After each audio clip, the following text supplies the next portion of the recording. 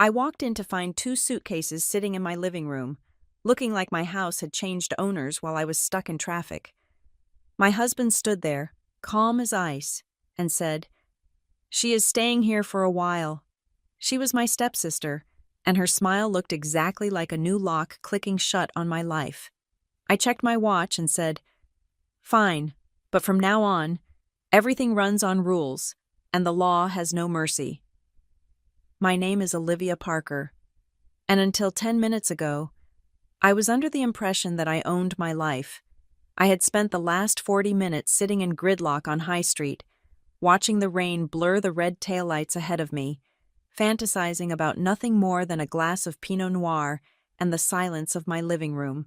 I work at Greybridge Compliance Group. My entire day revolves around rules, regulations, mitigating risks, and ensuring that people do not cross lines. I am good at it. I am 37 years old, and I have built a world where surprises are minimized and variables are controlled. Then I unlocked my front door. The first thing that hit me was not the visual intrusion, but the smell. My home usually smells of eucalyptus and the faint, crisp scent of old paper from my library. Today, it smelled like cheap vanilla body spray and stale cigarette smoke masked by peppermint gum. It was the scent of a college dorm room, not the sanctuary of a professional woman. It was the smell of, "I did not ask for your permission." I stepped onto the entryway rug, shaking the rain from my umbrella, and that was when I saw them. Two large, scuffed suitcases were parked right in the center of the living room floor. They were not tucked away in a corner. They were not by the door waiting to be moved. They were planted on my Persian rug like a flag claiming territory. Ethan was standing by the kitchen island. He held a glass of water, his posture relaxed, his face wearing that maddeningly calm expression he uses when he knows he has done something wrong but has decided to pretend it is normal. He looked at me, took a sip of water, and didn't even flinch. "She is staying here for a while," Ethan said. He did not ask. He did not say, "Honey, we need to talk." He did not say, "I have a favor to ask." He delivered the sentence like a verdict. I froze. My bag felt heavy on my shoulder. "She?" I asked, though my stomach had already dropped because I knew exactly who she was. The door to the master bedroom, my bedroom, creaked open. Brielle Vaughn stepped out. My stepsister is 32 years old, but she has the chaotic energy of a teenager who just got kicked out of summer camp. She stopped in the hallway, leaning against the frame, and smiled. It wasn't a warm smile. It was the smile of someone who had found a weakness in the fence and slipped through. But it wasn't her smile that made the blood freeze in my veins. It was what she was wearing. Brielle was wrapped in my silk robe, the silver one, the expensive one, the one Ethan had bought me for our 5th anniversary, the one I kept on a padded hanger, the one that touched my skin after long showers when I wanted to feel human again.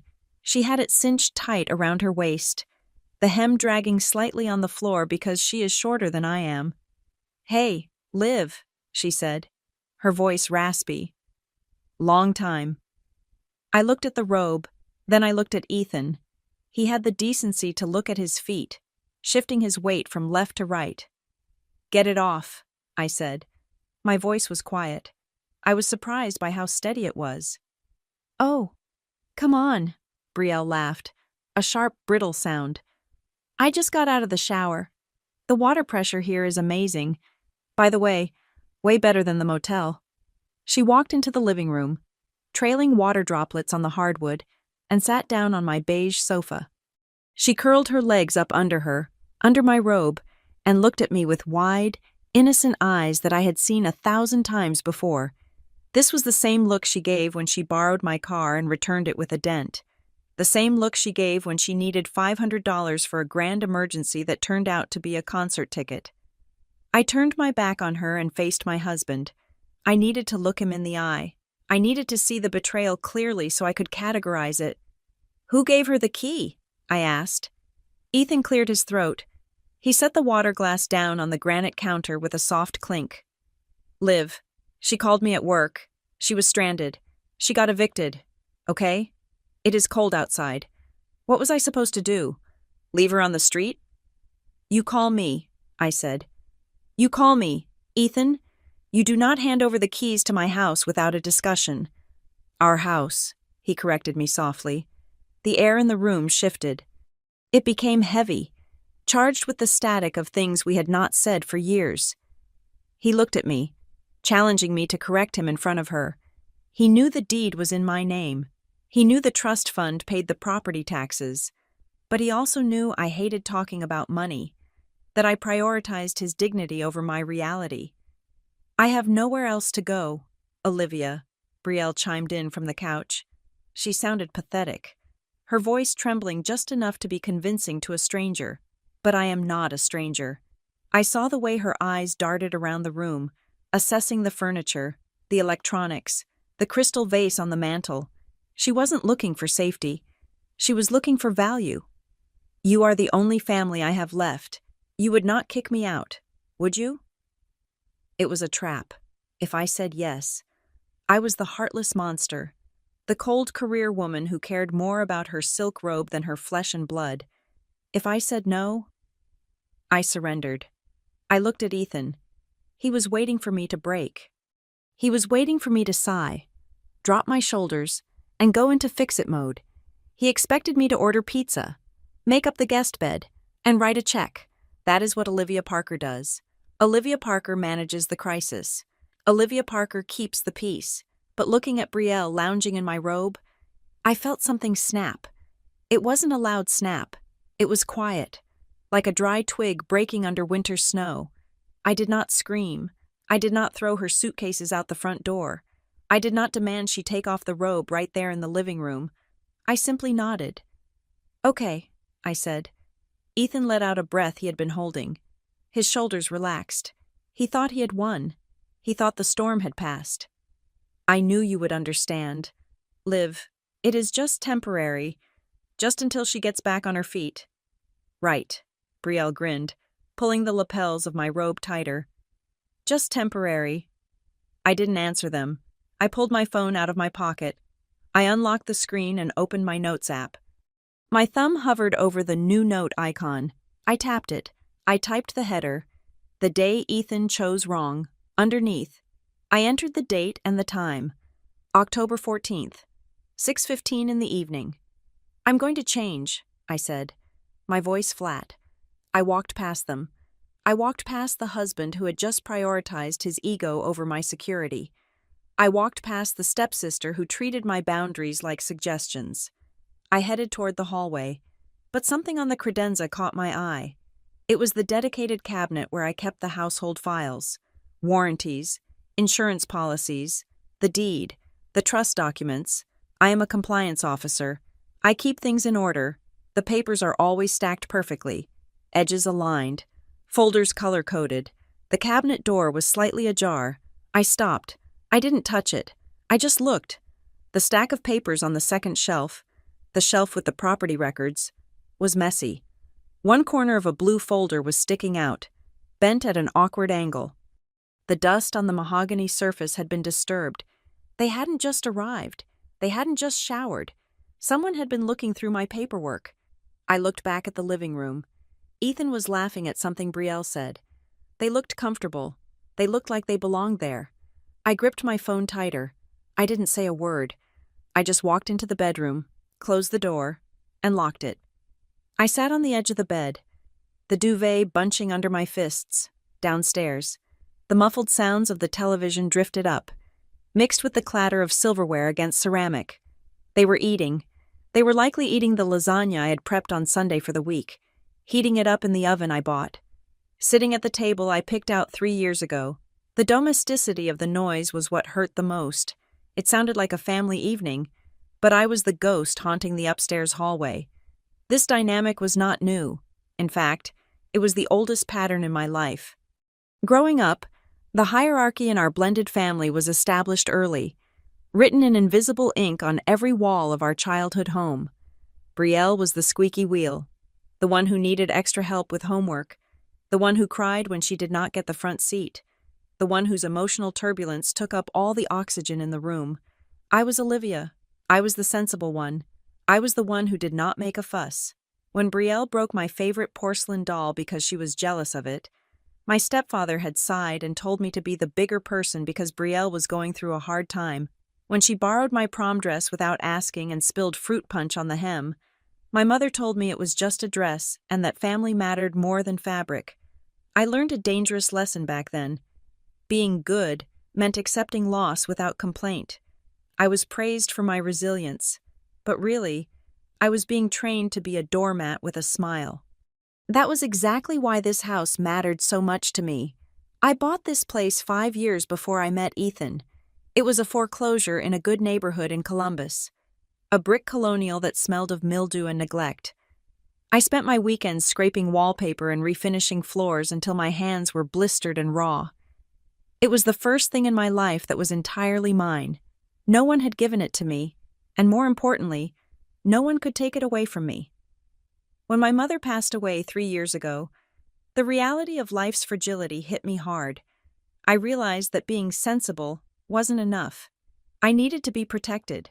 I hired a specialized estate attorney and moved the deed of the house into a revocable living trust, the Parker Family Trust.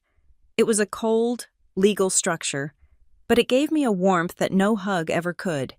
It meant that if something happened to me, or if my life imploded, the asset was insulated. It meant my life could not be signed away by someone else's pen. Ethan had been different in the beginning. When we met, he was the calm to my storm of anxiety.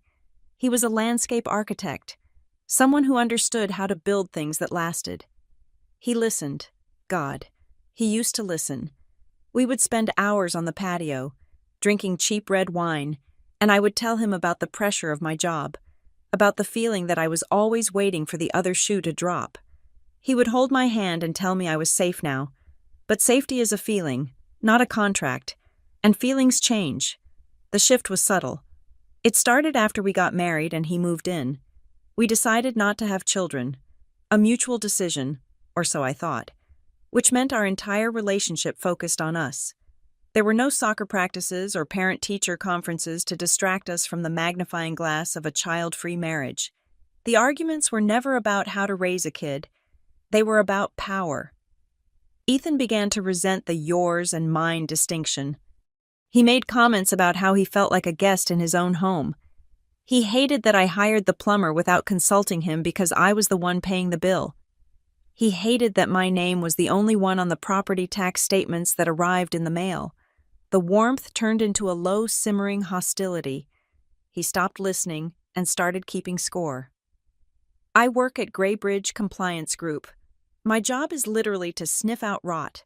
I spend 40 hours a week auditing corporate communications, looking for the tiny discrepancies that indicate fraud, bribery, or non-compliance. I know that when a manager suddenly starts buying luxury watches on a mid-level salary, something is wrong. I know that when email patterns change, secrets are being kept. I am paid to be suspicious. And yet, I had been willfully blind in my own kitchen. I had swallowed so many red flags because I wanted to believe I had finally broken the curse of my childhood. I wanted to believe I was chosen, not just tolerated. I let Ethan make small decisions that undermined me because I didn't want to be the controlling wife. I let him skip contributing to the emergency fund for 3 months because he said business was slow. I let him invite his friends over for poker nights that lasted until 2 a.m. without asking me, because I wanted to be the cool partner. I traded my boundaries for peace, paying a tax on my own happiness just to keep the household quiet.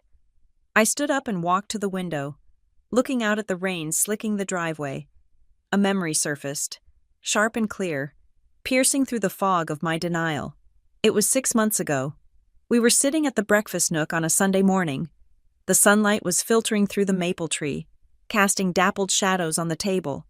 Ethan was reading the news on his tablet, and he looked up, his expression casual, almost bored. "You know," he had said, scrolling through an article about interest rates. "Ideally, for tax purposes, we should probably refinance, put us both on the title. It would build my credit, and we could get a better rate for renovations." I had laughed. I actually laughed, thinking he was joking, or at least that he was just musing out loud without intent. "The rate is fixed at 3%. Ethan, I had replied, sipping my coffee. We are never going to beat that, and the trust handles the title. It is complicated to move it out. He hadn't laughed back. He had stared at me for a second too long. His eyes hadn't been angry, exactly. They had been calculating. It was a look of assessment, like a man trying to figure out how much weight a bridge could hold before it snapped. Then he had smiled, that easy, charming smile that used to make my knees weak. Right, he had said. Just a thought. I had brushed it off. I had filed it away as just another moment of marital friction regarding finances. But standing here now, with the sound of my stepsister's laughter drifting up from my living room, that memory felt different. It didn't feel like a casual suggestion anymore. It felt like the first turn of a doorknob, checking to see if it was locked. I walked over to the bedroom door and pressed my ear against the wood. The laughter downstairs had died down. I heard footsteps moving toward the guest room. No, not the guest room. The footsteps stopped at the end of the hall, near the office. My home office. My heart hammered against my ribs. I had spent a lifetime being the sensible one, the one who stepped aside to let Brielle have the spotlight, the one who let Ethan feel like the man of the house to soothe his ego. But they had made a critical error. They thought Olivia Parker was just a compliance officer who followed the rules. They forgot that the person who enforces the rules is also the one who knows exactly how to punish those who break them. I moved away from the door and sat at my vanity. I looked at myself in the mirror. I looked tired. I looked pale. But the eyes staring back at me were not the eyes of the little girl who gave up her porcelain doll. They were the eyes of a woman who was done paying the price for peace.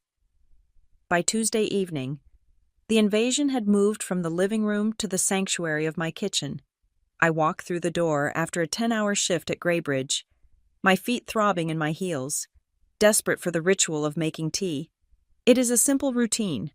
I boil water in the electric kettle. I take a mug from the second shelf, and I stand in silence for 5 minutes.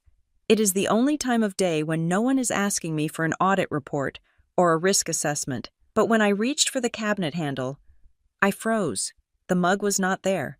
In fact, none of my mugs were there. The shelf, which usually held my collection of hand-thrown ceramics, was now occupied by stacks of protein powder tubs and boxes of herbal detox tea that I had definitely not purchased. I looked down. On the floor, shoved casually against the refrigerator, was a cardboard box. Someone had written "miscellaneous" on the side in thick black marker. I peered inside and saw my mugs, my French press, and my favorite salad spinner thrown together in a chaotic jumble. "Oh, you are home," a voice chirped. Brielle walked in, wearing a pair of yoga pants that I am 90% sure belonged to me, though I could not prove it yet. She was holding an apple and chewing loudly. "What is this?" I asked, pointing to the box. "I reorganized," she said, taking another bite. "The energy in here was all wrong. You had the heavy ceramics too high up. It creates anxiety. I put the essentials at eye level." "The essentials," I repeated. "You mean your protein powder?" "Health is wealth. Live," she said, breezing past me to open the fridge. "Also, I moved the spices. Alphabetical order is so outdated. I grouped them by flavor profile." I could feel a vein in my temple starting to throb. It was not just about the mugs. It was the assumption. It was the way she had looked at my space, decided it was lacking, and corrected it without a single conversation. "Ethan," I called out. He walked in from the garage, still wearing his work boots, tracking mud onto the tile. He looked from me to Brielle, then to the box on the floor. "She put my kitchen in a box. Ethan," I said. Ethan sighed, the kind of long, exaggerated exhale of a parent dealing with a toddler. "Liv, seriously? She spent all day cleaning and organizing. She's trying to be helpful. Can you just say thank you instead of finding a problem with everything?" "I did not ask for help," I said, keeping my voice level. "And I did not ask for my belongings to be labeled as miscellaneous." "It is just a word," Brielle said, leaning against the counter and looking at Ethan with wide, shimmering eyes. "I just wanted to make space for everyone. I did not realize Olivia was so territorial. She is just tired, Ethan said, walking over and squeezing Brielle's shoulder reassuringly. He did not squeeze mine. Let's just order pizza. And live. Maybe keep it down. You are vibrating with stress. It makes the whole house feel tense. That was the beginning of the new regime. Over the next 3 days, the house I paid for began to operate under a set of laws I had never ratified. It started with the volume. If I watched the news at volume 15, Ethan would ask me to turn it down because Brielle was meditating in the guest room. If I took a call from work after 6 o'clock, Brielle would make a show of closing doors and sighing loudly, as if my career was a noise violation. Then came the commentary on my appearance. On Thursday morning, I walked into the kitchen wearing my charcoal suit. I had a board meeting. I felt sharp. I felt ready. Brielle was sitting at the island, stirring a bowl of oatmeal. She looked me up and down, her lip curling slightly. "You wear a lot of dark colors," she observed. "It is very funeral chic." "It is called professional," I replied, pouring coffee. "It blocks your aura," she said. "Maybe that is why you are always so high-strung. You should wear more pastels. Ethan loves soft colors. Don't you?" "Ethan?" Ethan, who was reading sports news on his phone, nodded without looking up. "Yeah, like that blue thing you wore yesterday. Brielle, that was nice. Cheerful." I gripped my coffee cup so hard, I thought the handle might snap. I was being dress-coded in my own home by a woman who was currently unemployed and living off my water bill. But the real aggression was happening in the digital space. I received a notification on my phone that evening while I was clearing up dinner. Because, of course, I was the one clearing up. The notification was from my router's mobile app. New device joined. Admin main control. I frowned.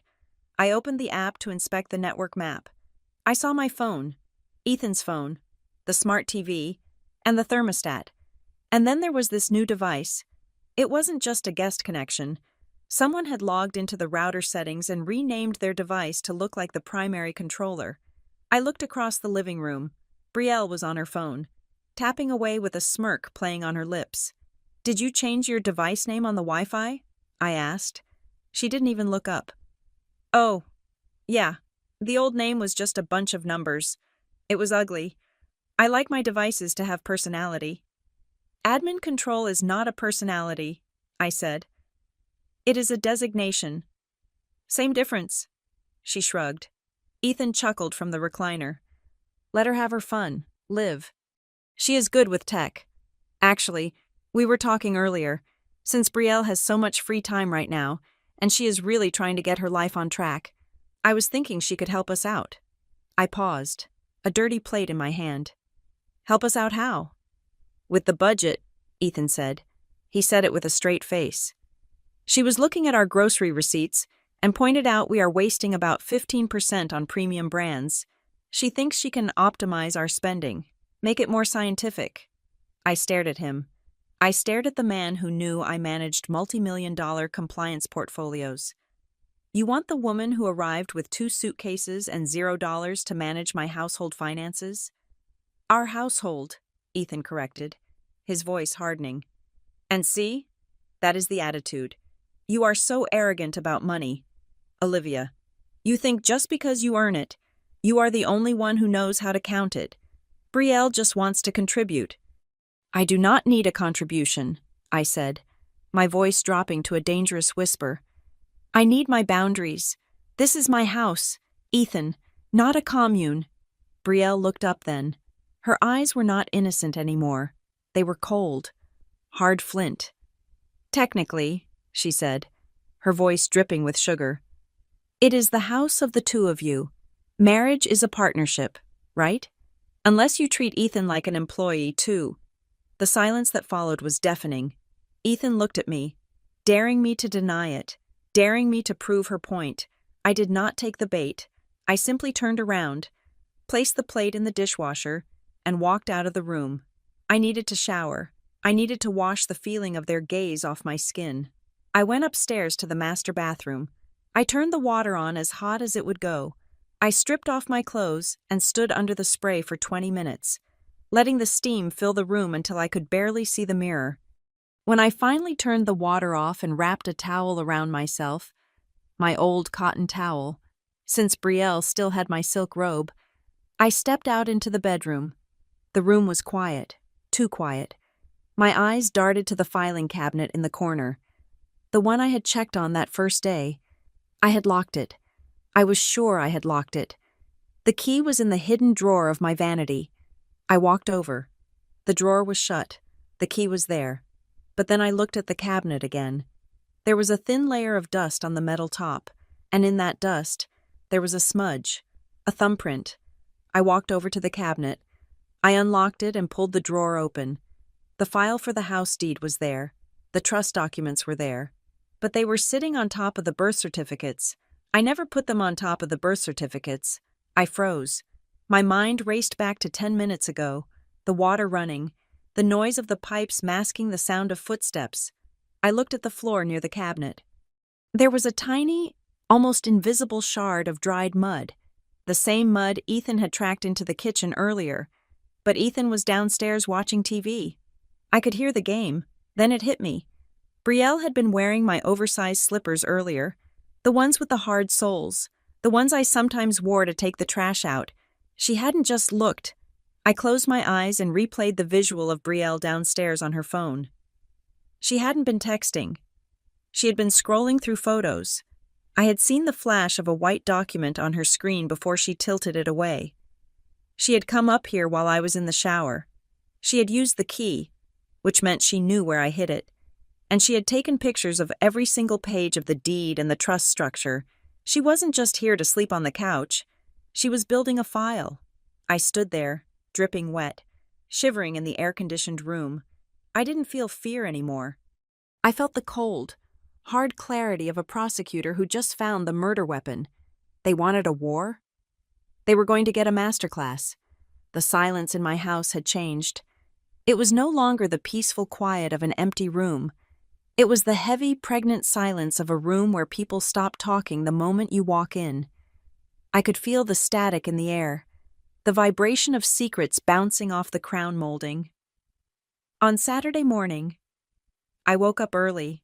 Ethan was still asleep, his breathing heavy and rhythmic, the sleep of a man with a clear conscience, or a man arrogant enough to think he would never get caught. Brielle was downstairs.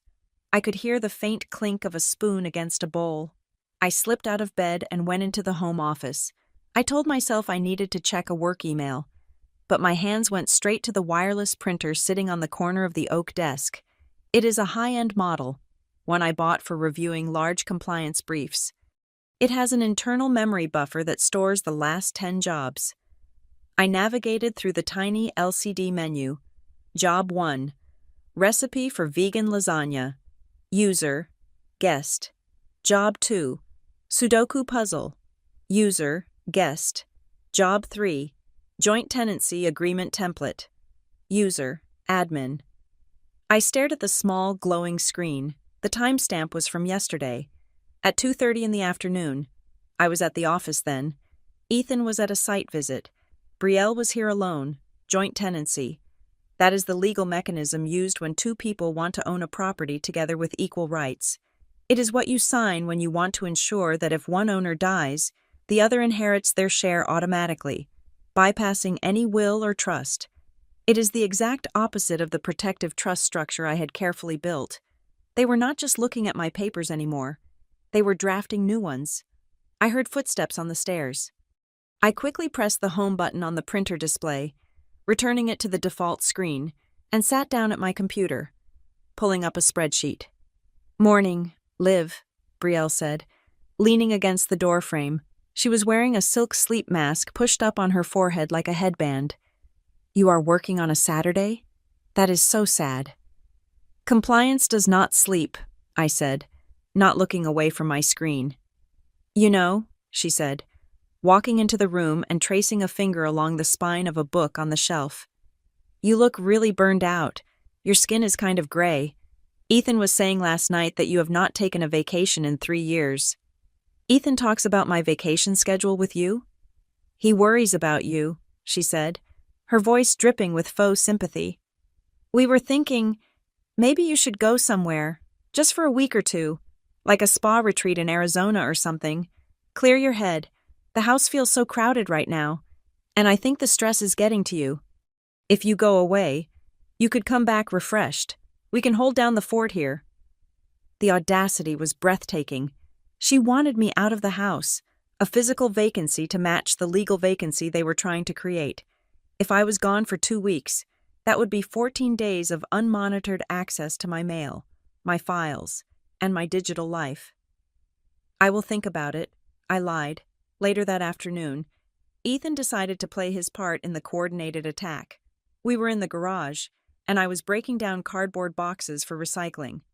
Liv, he started, handing me a box cutter. I was reading up on some new tax laws for property owners in Ohio. There are some interesting loopholes if we restructure how the asset is held.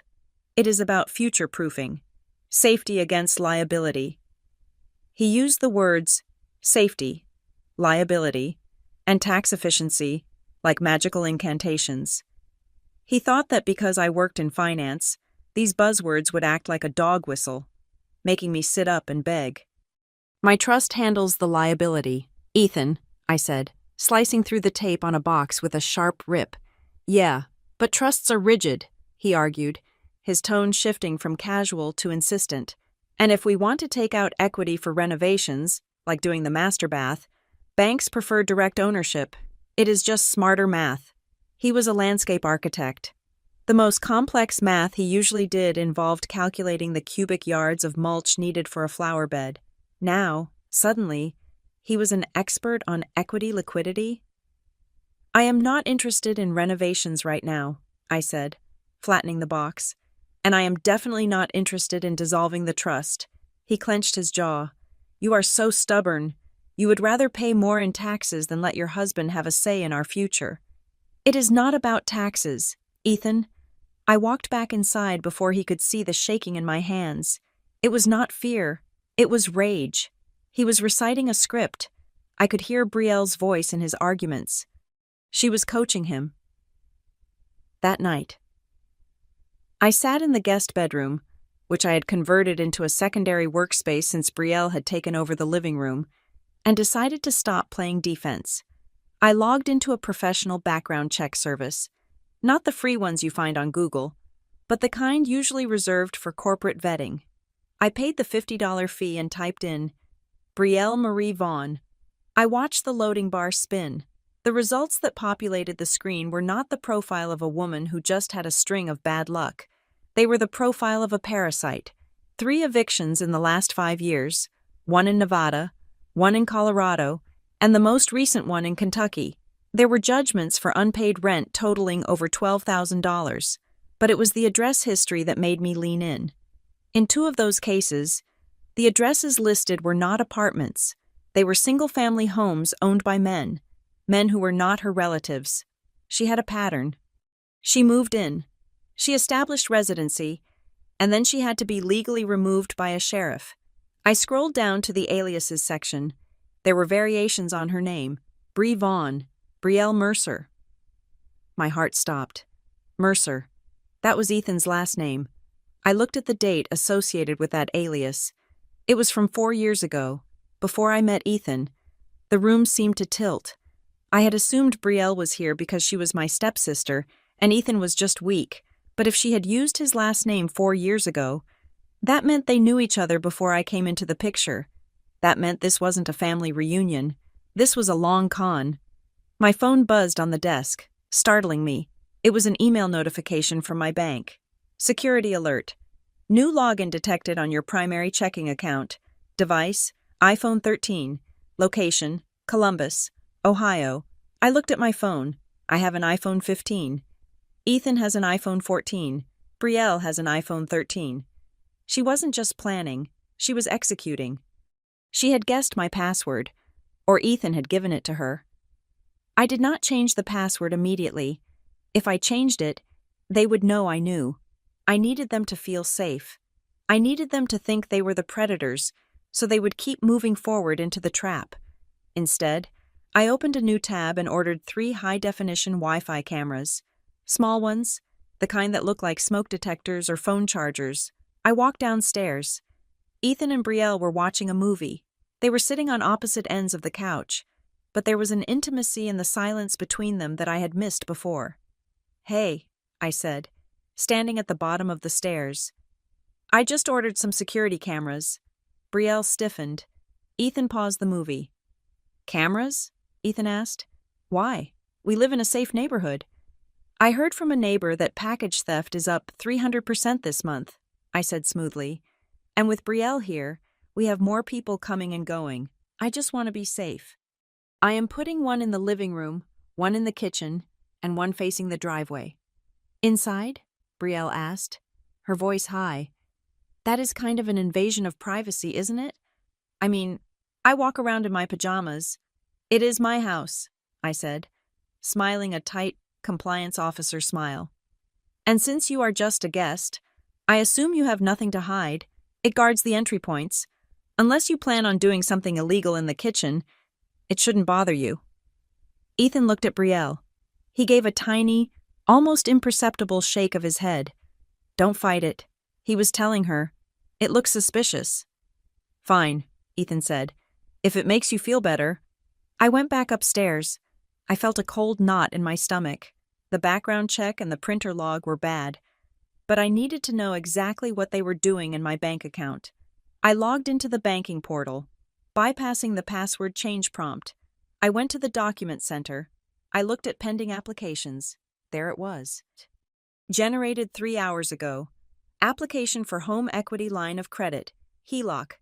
Applicant, Olivia Parker. Co-applicant, Ethan Mercer. Requested amount, $150,000. I clicked on the PDF of the application. I scrolled to the bottom. There was a digital signature. It spelled my name. My hands went cold. They weren't just trying to get on the deed. They were trying to cash out the equity I had spent 10 years building. They were going to drain the house dry and leave me with the debt. I sat back in my chair and stared at the glowing screen. The betrayal was complete. This was no longer a domestic dispute. This was fraud. This was a felony. I picked up my phone and took a picture of the screen. Then I opened my calendar. Monday, 9:00 a.m. Call lawyer. Monday, 10:00 a.m. Call forensic specialist. They wanted to play house? Fine, we would play. But they had forgotten one thing about living in a house owned by a compliance officer. I keep the receipts. And I know exactly when to audit. I sat at my desk at Graybridge Compliance Group, but I was not looking at corporate risk assessments. I was conducting a forensic audit of my own marriage. I had 3 monitors set up. On the left was my joint bank account history. On the right was the shared Google Calendar Ethan and I used. In the center was a spreadsheet I had just created. I cross-referenced the timestamps. It was a pattern so obvious I was embarrassed I had not seen it sooner. October 22nd. Ethan took Brielle to the mall to buy winter coats. At 2:15 in the afternoon, a test charge of $1 hit our account from a vendor called Quick Loan Verify. October 24th. Ethan took Brielle to get a new SIM card. At 4:30 in the afternoon, a request was made to increase the daily transfer limit on our checking account from $2,000 to $10,000. Every time they left the house together, ostensibly to help Brielle get settled, the digital walls of my financial life were tested. One of them was driving or distracting me with texts, while the other was operating in the background. They were not running errands. They were running a penetration test on my assets. I picked up my phone and opened the app for the security cameras I had installed the day before. I had hidden the living room camera inside a hollowed-out book on the shelf, and the kitchen camera was disguised as a USB charging block. I scrolled back to this morning. I had left the house at 7:30. Ethan had left at 8. Brielle was alone, on the screen. The living room was gray and silent. Then, Brielle walked into the frame. She was wearing my slippers again. She walked straight to the entryway table where I had foolishly left my purse while I was packing my lunch in the kitchen. I watched, my breath catching in my throat. She did not hesitate. She unzipped my bag. She pulled out my wallet. She flipped it open and slid out my primary credit card. Then, she pulled her phone out of her pocket. She took a picture of the front of the card. She flipped it over. She took a picture of the back. She did the same thing with my driver's license. She slid the cards back in, zipped the purse, and typed something rapidly on her phone. I could not see the text, but I knew what it said. It was the digital equivalent of mission accomplished. I closed the app. My hands were trembling, not from fear, but from a cold, hard rage. I felt like I was watching a stranger rob me, except the stranger was wearing my clothes and eating my food. That evening, I came home to the smell of garlic and roasting tomatoes. Ethan was in the kitchen, wearing an apron. There was a bouquet of white lilies in a vase on the island. "Hey," he said, turning to give me a kiss on the cheek. "I thought you deserved a break. I made risotto." It was a performance. The dutiful husband, the loving partner. He poured me a glass of wine and set it down in front of me.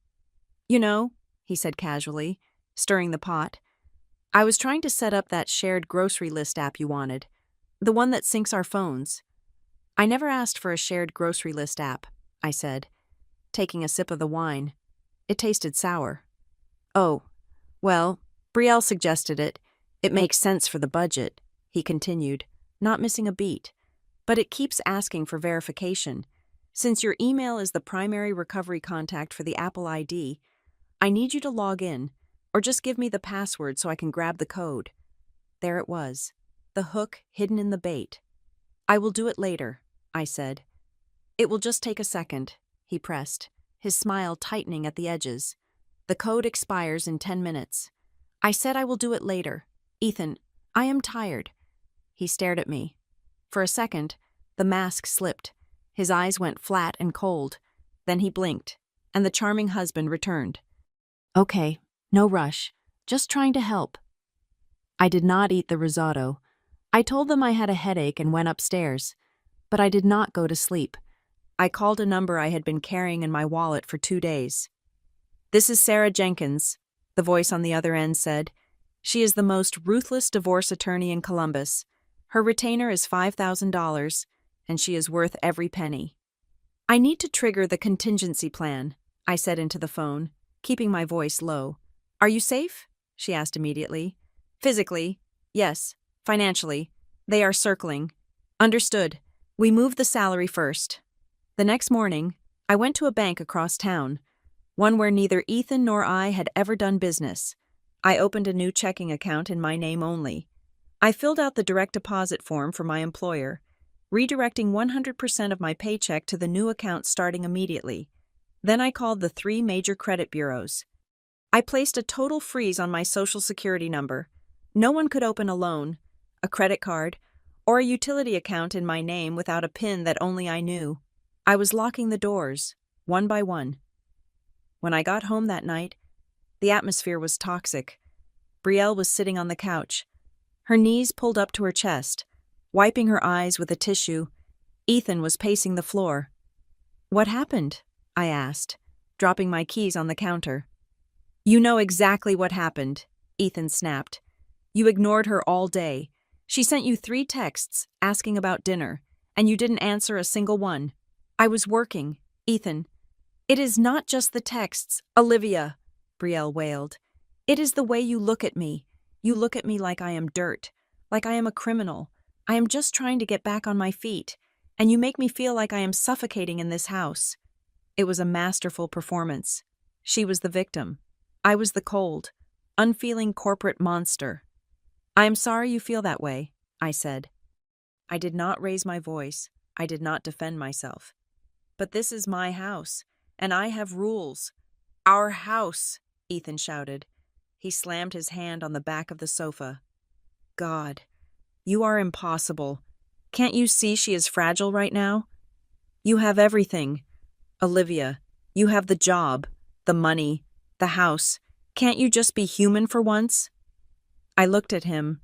I looked at the man who had promised to love and cherish me. He was not protecting his wife. He was protecting his accomplice. "I am going to bed," I said.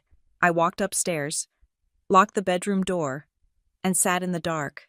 My heart was pounding against my ribs. The gaslighting was so intense I almost started to doubt myself. Was I being too hard? Was I imagining the malice? I needed to be sure. I needed something concrete, something that proved this wasn't just about money. I opened the camera app again. I scrolled back to the previous night, 2 a.m. The kitchen was dark, illuminated only by the pale green glow of the microwave clock. Ethan walked into the frame. He was wearing his boxers. He opened the fridge and took out a bottle of water. A moment later, Brielle walked in. She was wearing a t-shirt and underwear. She did not flinch when she saw him. She walked right up to him. Ethan did not back away. He did not tell her to put on a robe. He reached out and brushed a strand of hair from her face. It was a gesture so intimate, so familiar, that I felt bile rise in my throat. Brielle said something. Ethan laughed silently. Then, she leaned in, and he leaned in. They kissed. It was not a quick peck. It was slow. It was comfortable. It was the kiss of two people who had been doing this for a long time. I stared at the small screen in the darkness of my bedroom. The man I married was kissing my stepsister in the kitchen I paid for. The puzzle pieces slammed together. The background check. The shared last name from 4 years ago. The coordination. They weren't estranged in-laws reconnecting. They were a couple. They had always been a couple. I was never the wife. I was the mark. I was the bankroll they had targeted to fund their life together. I saved the video. I backed it up to the cloud. I backed it up to an external drive. I did not cry. The tears would not come. Instead, a cold, metallic calm settled over me. They thought they were playing me. They thought they were smarter than the woman who read fine print for a living. But they had made a fatal mistake. They had underestimated the woman whose name was on the deed. I closed my phone. The audit was complete. Now, it was time for the enforcement action. I woke up the next morning with a strange sense of clarity. The heavy, suffocating fog of confusion was gone. The heartbreak I had expected to feel, the weeping, the screaming, the throwing of clothes out the window, was absent. In its place was the cold, humming engine of my professional training. I looked at Ethan sleeping beside me. He was breathing softly, his arm thrown over his eyes. Yesterday, looking at him would have made me cry. Today, looking at him was like looking at a high-risk portfolio that needed to be liquidated. I did not wake him. I did not ask him about the kiss in the kitchen. I realized then that confrontation is a luxury for people who do not have assets to protect. If I screamed at him now, he would panic. He would destroy evidence. He would drain the joint accounts before I could freeze them. He would fortify his position. So, I got out of bed, showered, and put on my armor, a navy blue blazer, and my sharpest heels. I kissed him on the forehead before I left. It was the hardest thing I have ever done, but I needed him to stay asleep in every sense of the word. My first stop was not the office. It was a quiet cafe 3 blocks from Sarah Jenkins's law firm. We met in a back booth. I handed her the USB drive containing the video from the kitchen and the screenshots of the bank logs. "This changes the strategy," Sarah said, pushing her glasses up her nose as she scanned the documents. "We are not looking at a simple divorce anymore, Olivia. We are looking at a conspiracy to defraud, but we have to move in the right order." "Give me the sequence," I said. "First, we secure the perimeter," she explained, her voice low. "If we serve Ethan with divorce papers today, he might claim rights to stay in the marital home during the proceedings. It gets messy. We need to cut off the supply lines first. Brielle is the weak link. She is technically a guest, but if she stays much longer, she establishes tenancy rights. We need to serve her with a notice to quit, a formal termination of her license to occupy the property. And Ethan?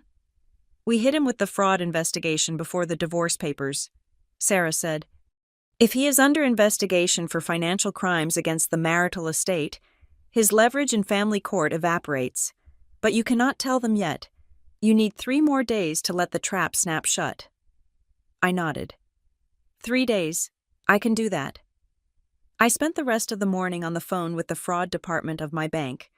I did not speak to a customer service representative. I spoke to a senior investigator. I reported the unauthorized access. I reported the pending home equity line of credit application. I explicitly stated that I had not signed that document and that the digital signature was a fabrication. "We are flagging the application immediately, Ms. Parker," the investigator told me. "We will trace the IP address of the applicant and freeze any further activity on the account pending a review. Do not alert the other party. We want them to attempt to access it again so we can log the attempt." "Understood," I said. The financial walls were going up. Now I needed to build the digital ones. I took a long lunch break and went home. I knew they were out. The GPS tracker on our shared car, which Ethan had insisted on installing for safety last year, showed them at a pricey Italian restaurant downtown. Spending my money, no doubt. I walked into the house and went straight to the router. I did not just change the password. I reconfigured the entire network architecture. I created a new, hidden network for my devices. Then, I set up a secondary network.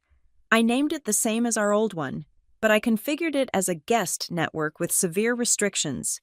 I throttled the bandwidth speed down to practically nothing, slow enough to be frustrating, but fast enough to look like a bad signal rather than a disconnection. I also installed a packet sniffer, a piece of software that would log every website they visited and every keystroke they entered while on that network. Then came the accounts. I went through every streaming service, every utility portal, and every online retailer. I enabled two-factor authentication for everything, directing the codes to my new, secret email address. The house was no longer theirs. They were just living in a cage I had built, and they did not even know the bars were there yet. I spent the next hour walking room to room with my phone. I took high-resolution photos of everything: the serial number on the television, the condition of the hardwood floors, the contents of the china cabinet. I opened Ethan's jewelry box and photographed his watches. I photographed the contents of the safe. In a divorce, especially a contentious one, things have a way of disappearing. Expensive items suddenly get lost or break. I was creating a time-stamped inventory. If Ethan tried to pawn a watch to pay for a lawyer, I would have the proof he stole marital assets. I was just finishing in the home office when I heard the garage door rumble. I quickly sat down at the desk and opened a random spreadsheet, my heart hammering against my ribs. Ethan and Brielle walked in, laughing. They looked flushed, happy. They looked like a couple returning from a date. "Hey," Ethan said, surprised to see me. "You are home early." "Headache," I said without looking up. I needed to get away from the screen glare at the office. "Oh," Brielle said. She dropped her purse on the sofa. "Well, the Wi-Fi is acting weird. I can't get Netflix to load. It keeps buffering." "Really?" I asked, typing on my keyboard. "Mine seems fine. Maybe it is the weather, or maybe there is too much traffic on the network." Ethan frowned. He pulled out his phone. "Yeah, my email isn't refreshing either. And wait, it is asking me for a password for the Amazon account? I thought it was saved." "I updated the security protocols," I said calmly. "Work requirement. Since I work from home sometimes, it mandated a password rotation for all devices on the premises. I will put the new ones in the shared note later." I wasn't going to put them in the shared note. "That is annoying, Olivia," Ethan snapped. His voice had an edge to it. "You can't just change the infrastructure of the house without telling us. I have things to do." "It is for safety, Ethan," I said, turning to look at him. "You know how important security is to me." He stared at me, his jaw working. He sensed something was off. He was losing control. The one thing a narcissist cannot stand. He walked over to the router and glared at the blinking lights, as if he could intimidate the hardware into working. "Fix it," he said. "I need to check the bank transfer status." My stomach tightened. He wanted to check if the $10,000 limit increase had gone through. "I will look at it after dinner," I said. Brielle let out a dramatic sigh and flopped onto the couch. "Great. So I guess I will just stare at the wall." I stood up to leave the room, needing to get away from them before I cracked. As I walked past the printer, I noticed the paper tray was slightly askew. I paused. I had aligned that tray perfectly this morning. I glanced at the output catch. It was empty, But then I looked at the recycling bin tucked under the desk. There was a crumpled ball of paper sitting right on top. My instincts screamed at me. I waited until they were arguing about the internet speed in the living room. Then I quietly reached down, grabbed the paper ball, and shoved it into my blazer pocket. I walked into the bathroom, locked the door, and smoothed the paper out on the marble counter. It was a draft of a residential lease agreement. Landlord: Olivia Parker and Ethan Mercer. Tenant: Brielle Vaughn. Term: 12 months. Rent: $0. I scanned the document, my eyes widening. It was a standard lease, giving Brielle legal tenancy for a full year. But that wasn't the part that made the room spin. It was the bottom of the page. There, in blue ink, was a signature: Olivia Parker. It looked almost exactly like mine. The loop of the O, the sharp slant of the P. Ethan had spent years watching me sign checks and holiday cards. He had practiced. They were going to file this. They were going to forge my signature on a lease to make it impossible to kick her out. They weren't just reacting to my coldness. They were actively plotting to steal my property rights. I looked at the forged signature, and a strange thing happened. The last shred of guilt I felt about what I was about to do evaporated. I folded the paper carefully and put it in my pocket. "Okay," I whispered to my reflection in the mirror. "You want to sign my name? Then you can pay my price." I flushed the toilet to make noise, washed my hands, and walked back out. "Is the internet back yet?" Brielle whined. "No," I said, looking her dead in the eye. "It looks like a permanent system failure." The Wednesday sun was setting, casting long, bruised purple shadows across the driveway as I pulled up to the house. I was tired. It had been a day of endless meetings with the forensic accounting team at work, followed by a tense call with Sarah Jenkins regarding the timeline for the fraud filing. I just wanted to go inside, check my hidden cameras, and wait for the inevitable explosion. I walked up the front steps, my keys jingling in my hand. I slid my key into the deadbolt. It went in only halfway. I frowned, thinking maybe something was stuck inside. I pulled it out and tried again. It hit a hard stop. I crouched down and looked closely at the lock mechanism. The metal around the keyhole was shiny, unscratched. It was brand new. They had changed the locks. I stood up slowly. My heart gave a single, hard thump against my ribs. But then it steadied. This was it. This was the escalation Sarah had warned me about. They were trying to create a constructive eviction, or worse, they were trying to provoke me.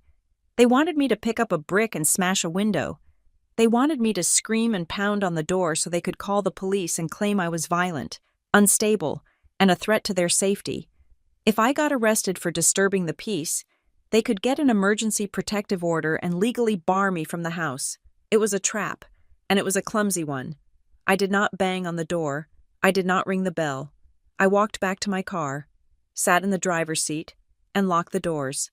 I picked up my phone and dialed the non-emergency line for the Columbus Police Department.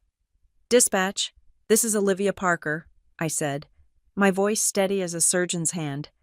"I am currently locked out of my primary residence at 415 Maple Terrace. My husband and a guest have changed the locks without my consent and are refusing me entry.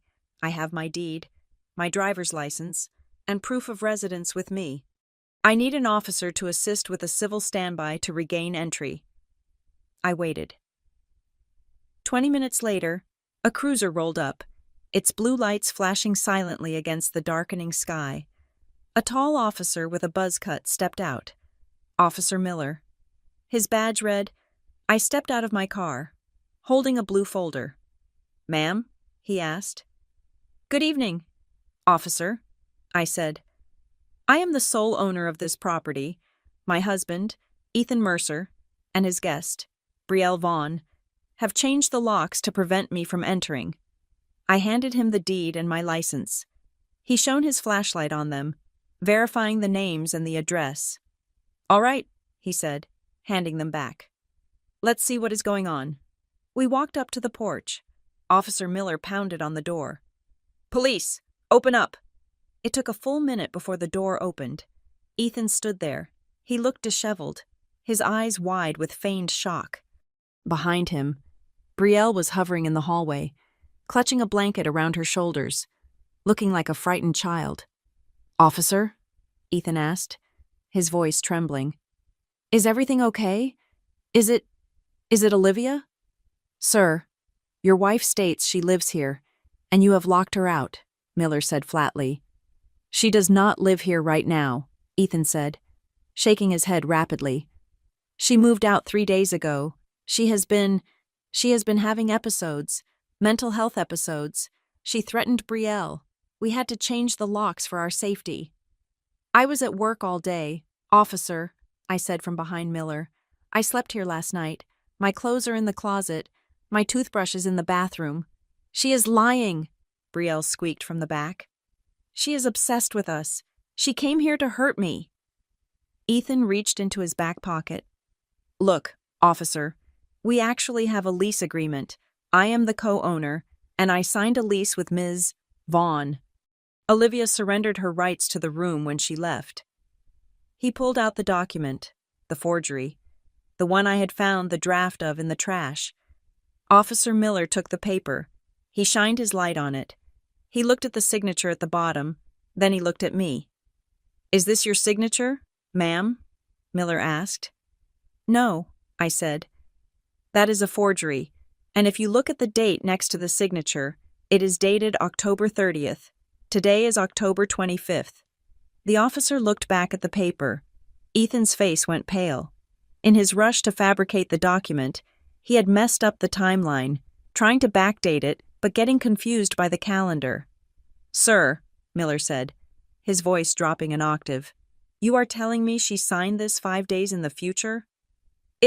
It was a typo," Ethan stammered. "Look, she is unstable. You cannot let her in. She will attack us." "I have never attacked anyone in my life," I said. "And I have video evidence from inside the house showing that I have been residing here peacefully every single day this week." I held up my phone. I opened the app and showed the officer the live feed from the kitchen camera. "You have cameras inside?" Brielle gasped. "See? She is stalking us." "It is my house," I said. "I can monitor my property." Officer Miller looked at Ethan. "Sir, in the state of Ohio, you cannot lock a spouse out of the marital residence without a court order, and this lease document? I am going to suggest you put that away before I start asking more questions about who signed it. Now, you are going to open this door, and you are going to give Ms. Parker a key." "But we don't feel safe," Brielle yelled, stepping forward. "We just need her to leave for a few weeks until she calms down. Just a few weeks." The silence that followed was heavy. Officer Miller looked at Brielle. "Ma'am, did you just admit that you are trying to force her to leave her own home for a temporary period?" Brielle froze. She realized too late that she had just confessed to an illegal eviction attempt. I just meant—" "Open the door," Miller ordered, his hand resting near his belt. "Now?" Ethan stepped back, defeated. He unlocked the screen door. I walked past them. I did not look at Ethan. I did not look at Brielle. I walked straight into the kitchen, picked up the spare key from the hook where I knew they had hidden it, thanks to my cameras, and turned to the officer. "Thank you, Officer Miller," I said. "I would like to file a report regarding the illegal lockout and the attempted use of a forged document. I will need the case number for my lawyer." "I will write it up," Miller said, eyeing Ethan with disdain. "Folks, if you call me back here tonight, someone is going to jail, and I promise you, it won't be the lady on the deed." The police left. The door closed. The house was silent. Ethan stood in the hallway, his face a mask of red fury. Brielle was crying on the stairs, but it was the angry, frustrated crying of a child who had been told no. "You think you are so smart," Ethan hissed. "You think you can just bully us with rules." "I am not bullying you." "Ethan," I said, pulling my phone out to scan the incident report number the officer had given me. "I am processing you." I went upstairs and locked my bedroom door. I sat down at my desk and immediately emailed the details of the night to Sarah Jenkins. I attached the video clip of the police encounter which my dashboard camera had recorded through the windshield. and the audio recording I had started on my phone the moment I stepped out of the car. Subject: Incident report. Illegal lockout. Forgery. Sarah, please file for an emergency temporary protection order tomorrow morning based on the lockout and the fraudulent lease. They are escalating. I hit send.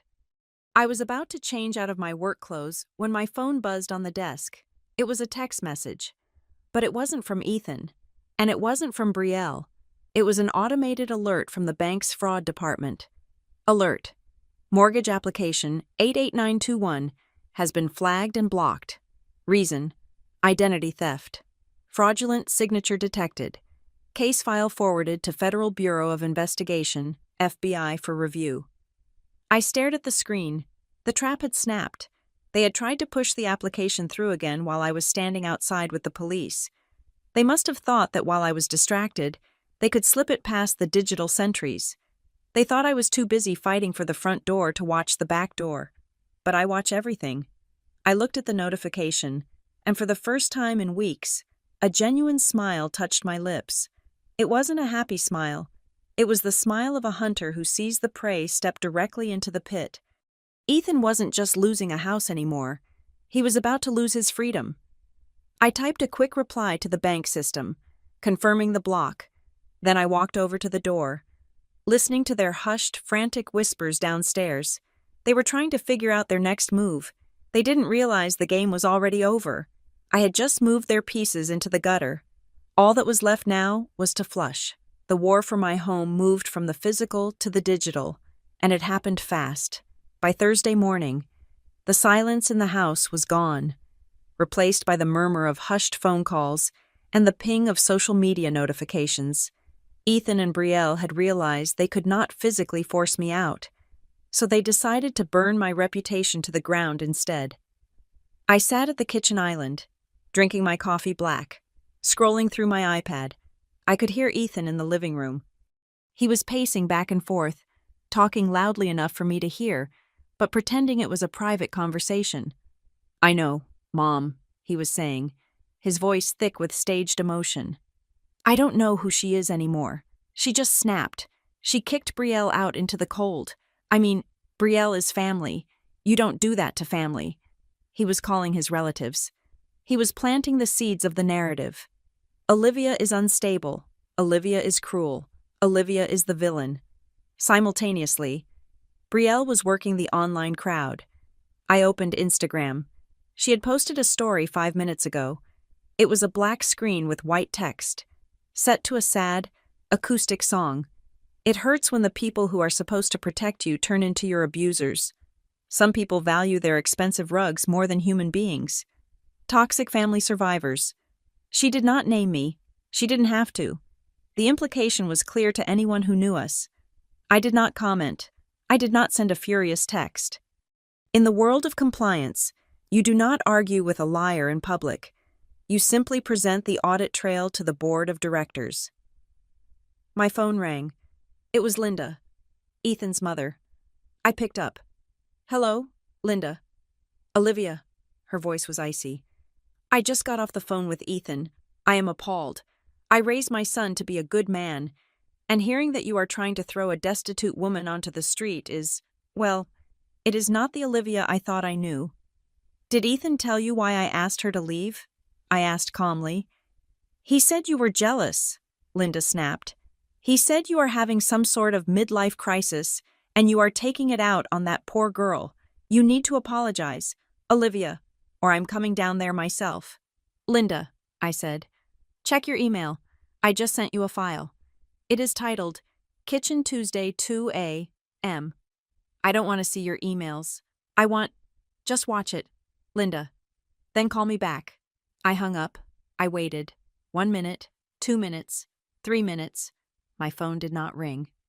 Linda did not call back, but 10 minutes later, I heard Ethan's phone ring in the living room. "Hey, Mom," he answered, sounding confident. "Did you talk to her? Is she—" He stopped. There was a long silence. "What?" Ethan's voice cracked. "No, Mom, it is not what it looks like. She edited that. Mom, listen to me." He pulled the phone away from his ear and stared at it. Linda had hung up on him. The tide in the family had just turned. The visual of her son kissing his wife's stepsister was not something Linda, a devout woman who prided herself on moral standing, could spin, but the dominoes were falling faster than that. At 11 in the morning, Ethan received another call. This one was not from family. It was from the HR director at his landscape architecture firm. I was working at the dining table when it happened. Ethan answered the call on speakerphone, likely by accident because his hands were shaking. "Ethan," the voice on the other end was professional and clipped. "We received a notification from our corporate bond issuer this morning. There is a flag on your credit file regarding an active fraud investigation involving a mortgage application." Ethan froze. He looked at me. I didn't look up from my laptop. That is a mistake," Ethan stammered. "My wife and I are just resorting some assets. It is a misunderstanding." "The bank labeled it as identity theft. Ethan," the HR director said, "you handle client budgets. You have signing authority on project accounts. We cannot have anyone with an active fraud investigation touching company money. We are placing you on administrative leave, effective immediately, pending the outcome of the investigation." "You can't do that," Ethan shouted. "It is policy. Hand in your badge and laptop by 5 today." The line went dead. Ethan dropped the phone on the sofa. He looked at me with pure hatred. "You ruined my career." "You committed fraud," I corrected him. "I just reported it. The consequences are yours." Brielle, realizing the ship was sinking, decided to deploy her last weapon, the victim card. She stood up from the armchair. She started breathing heavily. "I can't take this," she screamed. "The tension! You are destroying him! You are a monster!" She grabbed a vase from the side table, a cheap one from IKEA. I noticed, not the crystal one, and threw it against the wall. It shattered with a loud crash. "I am terrified," she yelled, looking around the room as if performing for an audience. "I don't feel safe. I am having a breakdown because of you." She grabbed a throw pillow and ripped it open. She was trying to stage a scene. She wanted to claim that the environment was so hostile she had been driven to a mental break, hoping to get a medical hold or a sympathy judgment. I watched her. I did not move. I waited until she paused for breath. "Brielle," I said softly, "look up." She paused, panting, and looked where I was pointing. The smoke detector on the ceiling was blinking with a tiny red light. The camera lens was pointed directly at her. "That is a 4,000-pixel high-definition camera," I informed her. "It records audio and video. It just recorded you checking the brand of the vase before you threw it to make sure it wasn't expensive. It also recorded you taking a deep breath and preparing your scream. It does not look like a breakdown. It looks like a tantrum." Brielle's face went white. She dropped the torn pillow. The performance collapsed instantly. "You are crazy," she whispered. But the venom was gone. She was scared. I picked up my phone and called Sarah. "File the motion," I said. "Emergency motion for exclusive possession of the marital residence. Cite the destruction of property, the fraud investigation, and the staged violence. I am sending you the video of the vase incident now." "On it," Sarah said. "We will have a hearing within 24 hours. I walked to the front door to check the mail. I needed fresh air. The mailbox was full. I pulled out a stack of envelopes. Most were junk. But one caught my eye. It was a bill from a mobile service provider, not the one I used, not the one Ethan used. It was addressed to Olivia Parker. I frowned. I didn't have an account with them. I tore the envelope open right there on the porch. It was a bill for a new line of service and a device installment plan for an iPhone 15 Pro Max. The account had been opened 3 weeks ago. I looked at the call log detailed on the second page. The calls were all to numbers in Kentucky. The data usage showed location pings that matched Brielle's movements exactly. She hadn't just used my Wi-Fi. She hadn't just tried to steal my house. She had used my social security number to open a phone contract because her own credit was ruined. This was not a domestic dispute anymore. This was federal identity theft. I looked at the bill, then back at the house. Brielle was inside. probably trying to glue the vase back together or delete her Instagram stories. She thought the worst thing that could happen was getting kicked out. She was wrong. I took a picture of the bill. I sent it to the detective who had been assigned to the mortgage fraud case. "Detective," I typed, "I have evidence of a secondary count of identity theft. The suspect is currently in my living room." I walked back inside. The air was heavy with the smell of their fear. But for the first time in forever, the house felt like mine again. They were just trespassers waiting for the sirens. The hearing for the emergency temporary protection order took place on Friday morning. The courtroom was small, smelling of floor wax and stale coffee, a stark contrast to the dramatic venues seen on television. This was where marriages went to die, not with a bang, but with the shuffling of papers. I sat on the left side of the aisle next to Sarah Jenkins. I wore a steel gray suit, my hair pulled back into a tight bun. I had my binder of evidence. I had my laptop. I was ready. On the other side, Ethan and Brielle sat with a court-appointed mediator because they had not yet secured a private attorney who would take their case without a retainer. Ethan looked tired, his shirt unironed. Brielle was wearing a modest floral dress she must have bought yesterday, trying to look like a Sunday school teacher rather than a woman who had tried to steal a house. The judge, a woman with sharp eyes and a no-nonsense demeanor, adjusted her glasses. "We are here regarding the emergency motion for exclusive possession of the property at 415 Maple Terrace. Mr. Mercer, you are contesting this?" Ethan stood up. He ran a hand through his hair. "Yes, Your Honor. This is my home. I have lived there for 3 years. I have nowhere else to go. My wife she is reacting emotionally to a family dispute. She is trying to use her financial leverage to punish me and my sister-in-law for a misunderstanding." "A misunderstanding?" the judge asked. "Yes," Ethan continued, his voice gaining strength. "She invited Brielle to stay. Now she changed her mind and is trying to throw us out on the street. It is vindictive. We have proof of residency and consent," Brielle piped up, handing a folder to the bailiff. The bailiff passed the folder to the judge. It contained the forged lease agreement and printed screenshots of text messages. "Your Honor," Brielle said, her voice trembling with practiced vulnerability. "Olivia signed that lease, and look at the texts. She said, 'Make yourself at home,' she said. 'Stay as long as you need.' Now she is claiming we are intruders." I looked at the texts on the copy Sarah had been given. They were real texts, but they were from 3 years ago, when Brielle had visited for Thanksgiving. She had cropped out the dates. Sarah stood up. She did not raise her voice. She simply connected her tablet to the courtroom's display system. "Your Honor," Sarah said, "the respondent claims this lease was signed by my client on October 30th. Today is October 27th. Leaving aside the impossibility of signing a document in the future, we would like to submit Exhibit A, the metadata from the wireless printer located in the home office. A spreadsheet appeared on the screen.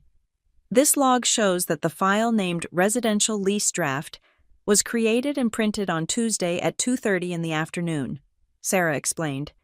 "At that specific time, my client was across town at the Graybridge Compliance Group offices. We have her badge swipe logs to prove it. Furthermore, the user account that initiated the print job was Admin Main Control, a device name that Ms. Vaughn admitted to owning in a recorded conversation with police officer Miller 2 days ago." The judge looked at the screen, then down at the lease. "But the real smoking gun," Sarah continued, "is Exhibit B." She pressed a button. A video played. It was the footage from the home office camera. It clearly showed Brielle sitting at my desk, typing on my computer, printing the document, and then holding it up to the light to practice signing my name on a scrap piece of paper. The courtroom was silent.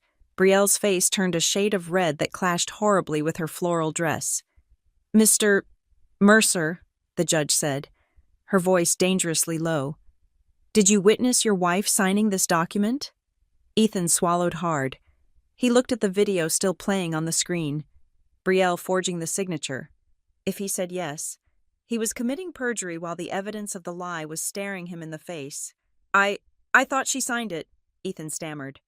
"I was not in the room, Brielle told me it was done. He threw her under the bus.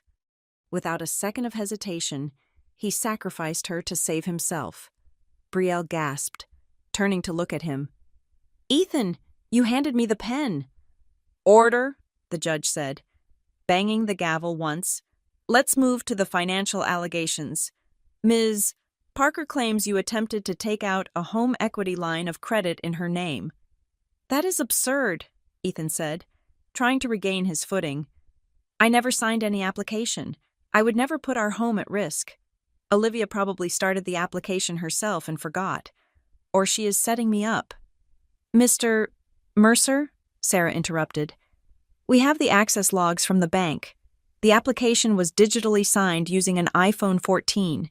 The IP address traces back to the router at the residence. However, the biometric login data, the Face ID confirmation used to authorize the signature, matches the facial geometry stored on your device." Sarah projected a new slide. It showed the bank's fraud analysis report. "The bank requires a facial scan for loans over $50,000, Sarah said. "The scan they have on file for this application is you, Mr. Mercer. Unless Ms. Parker peeled off your face and wore it like a mask, you initiated that loan." Ethan opened his mouth, but no sound came out. He slumped back into his chair. The narrative of the poor, bullied husband had just disintegrated into the reality of a desperate con artist. Brielle, sensing the walls closing in, tried one last Hail Mary. She stood up, tears streaming down her face. "I paid her," she shouted. "I gave her $5,000 in cash for rent. That is why I thought the lease was real. She took my money. I am the victim here. She is bleeding me dry." I looked at Sarah. Sarah looked at the judge. "Ms. Vaughn?" the judge asked calmly. "In your initial statement to the court, filed yesterday, you claimed you were destitute, had zero assets, and were facing homelessness, which was why you needed to stay in the home. Now you claim you had $5,000 in cash to pay rent?" Brielle froze. She had walked right into the perjury trap. She had forgotten her own lie. I borrowed it," she stammered. "From whom?" the judge asked. "From a friend." "And you gave $5,000 in cash to a woman who earns a six-figure salary and has a documented history of meticulously tracking every penny in digital spreadsheets?" the judge asked, raising an eyebrow. "Without a receipt?" Brielle looked down at her shoes. The silence was an admission. The judge shuffled her papers. "I have heard enough for the temporary order." She looked at us. "Ms.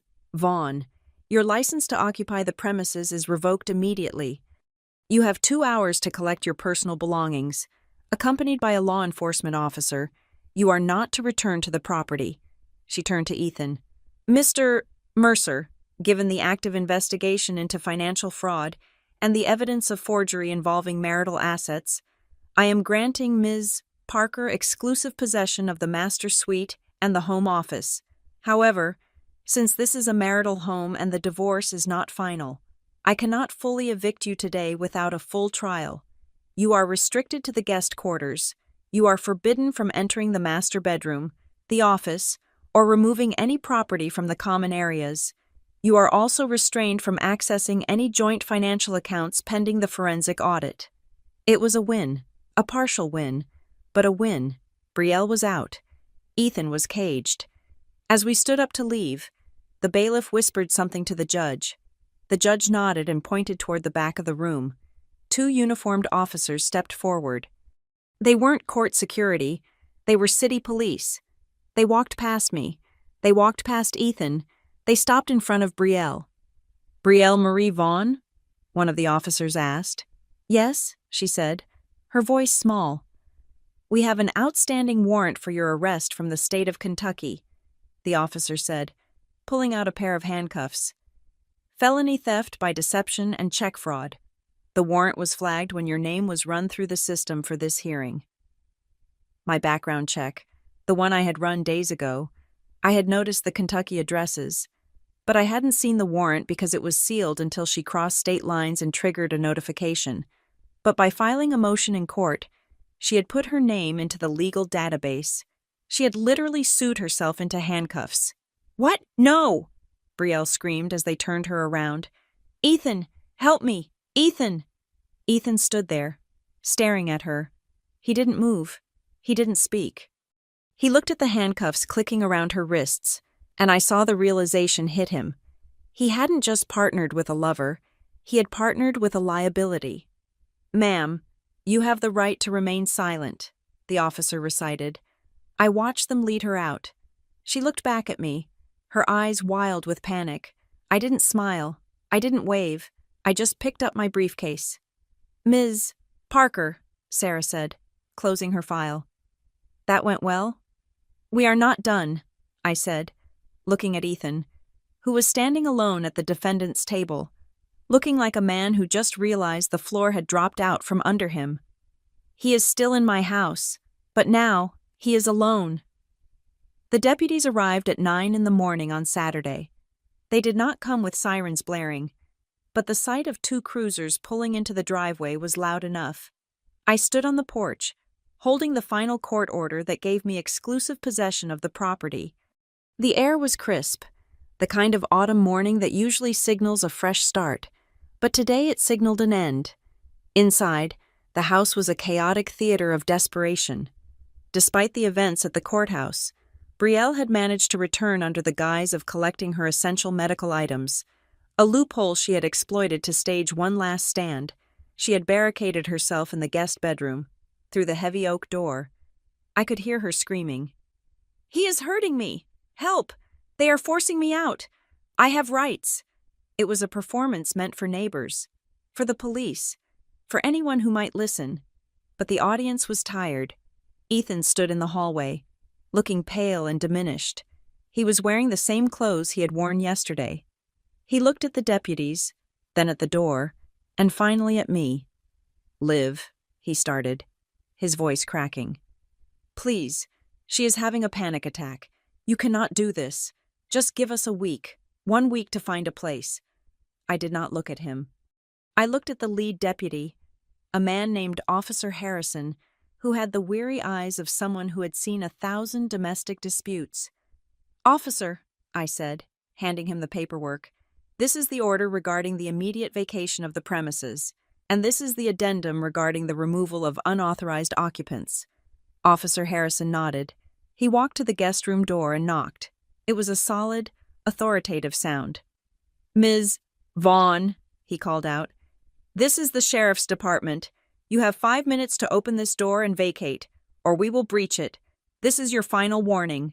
I am scared, Brielle shrieked from inside. She has a gun. She is going to kill me. I crossed my arms. I have never owned a gun in my life. Ma'am, Harrison said, his voice dropping an octave. We know there is no weapon. Open the door. Silence followed. Then, the sound of the lock turning, the door swung open. Brielle stood there. She had ripped the sleeve of her own shirt.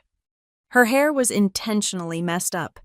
She looked at the officers with wide, tear-filled eyes, preparing to launch into a monologue about victimhood. Officer, thank God, she sobbed, reaching out. You have to save me. Harrison did not reach back. He stepped aside, and the second deputy stepped forward holding a tablet. Brielle Marie Vaughn? The deputy asked. Yes, I am the victim, she cried. We ran your ID again through the national database regarding the disturbance call. The deputy said flatly, the warrant from Kentucky has been updated to full extradition status as of this morning. You are under arrest. Brielle stopped crying instantly. The mask fell off. Her mouth hung open. What? Turn around and place your hands behind your back. The deputy ordered. No, she screamed, backing up until she hit the dresser. No, you can't. Ethan, do something. Ethan took a step forward, purely out of instinct, but Officer Harrison held up a hand. Stay back, sir. Unless you want to join her for obstruction. Ethan froze. He watched as the deputies grabbed Brielle's wrists. She thrashed, knocking over a lamp, kicking at the floor, screaming profanities that would make a sailor blush. It wasn't the cry of a victim. It was the rage of a narcissist who had finally been told no. They marched her out of the room, As she passed me in the hallway, she lunged, snapping her teeth at me like a trapped animal. "You witch!" she screamed. "You think you won? You are going to die alone in this big empty house." I didn't blink. I just watched her go. The front door closed behind the deputies, cutting off her voice. The silence that rushed back into the hallway was deafening. It was just me and Ethan now. He stood there, trembling. The reality of the situation was crashing down on him. The plan had been so perfect in his head. He was going to have the house, the money, and the girl. Now the girl was in the back of a squad car. The money was frozen, and the house was rejecting him. "Liv," he whispered. He fell to his knees. It was pathetic. "Liv, I am sorry. I got caught up.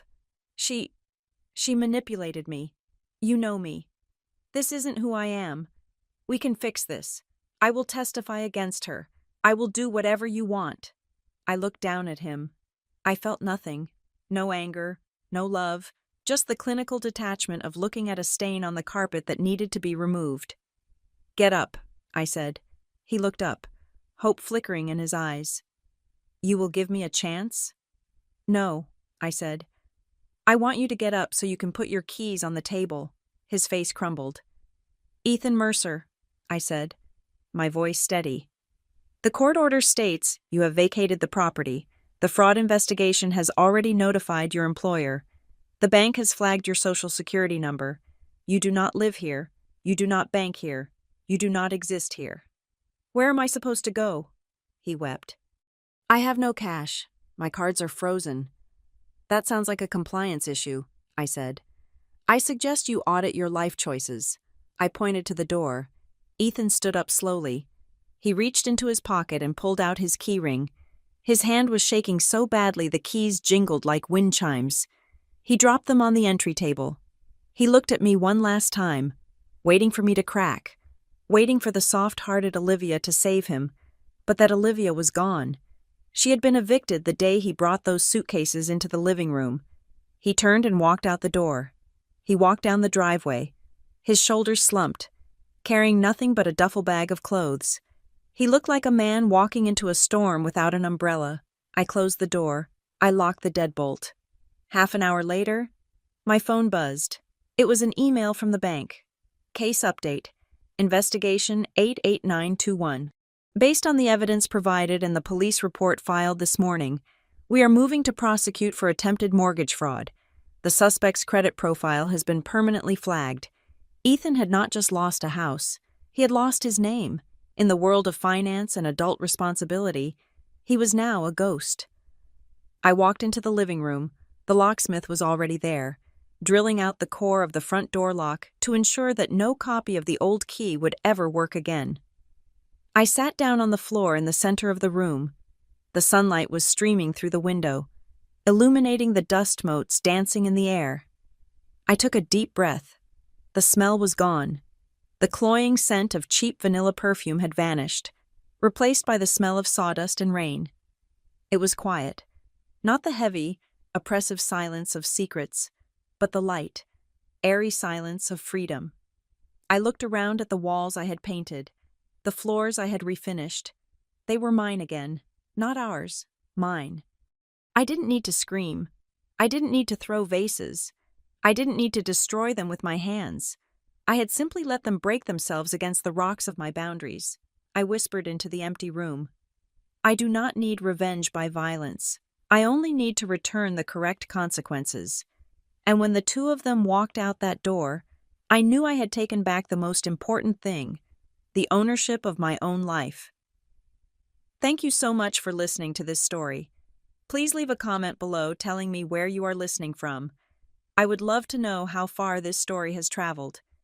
If you enjoyed seeing justice served, please subscribe to the Olivia Revenge Stories channel, like this video, and hit the hype button so more people can hear about how to stand up for themselves.